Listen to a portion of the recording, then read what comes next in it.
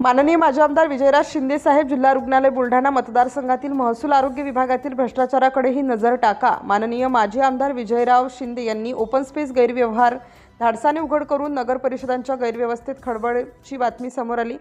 सर्वसामान्यांना जनसामान्यांना सर्वाधिक फटका बसत असलेल्या या भ्रष्टाचाराकडे त्यांनीही लक्ष देणे अत्यंत आवश्यक आहे।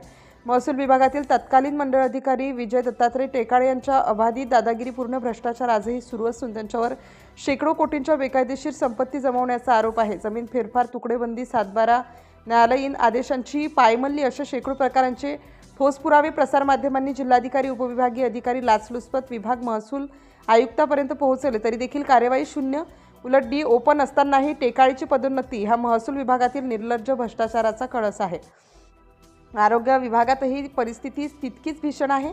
बुलढाणा जिल्हा सामान्य रुग्णालयातील वादग्रस्त बडतर्फ भांडार व पाल प्रकाश बोधे यांच्या करोडो रुपयांच्या बेकायदेशीर संपत्तीविषयी ऑगस्ट 2024 मध्ये चौकशी व जप्तीची शिफारस झाली असून डिसेंबर 2025 पर्यंत आरोग्य विभाग आणि आरोग्य मंत्र्यांकडून विरंगाईस सुरू आहे।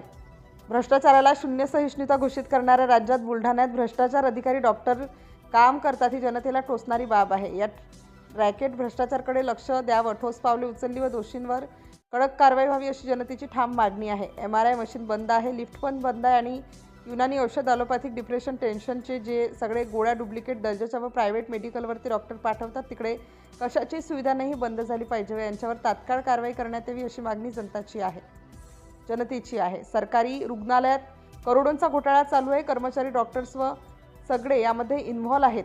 हे सगळं उघडकीस आलं पाहिजे। मग ते सरकार कशाचा घोटाळा करताय हे उघड झालं पाहिजे। यावर तात्काळ कारवाई करण्यात यावी असं मागणी होत आहे। सिटी इंडिया न्यूजसाठी शेख गफ्फार, शेख सत्तार, बुलढाणा। सिटी रिपोर्टर यांची न्यूज बुलढाणा।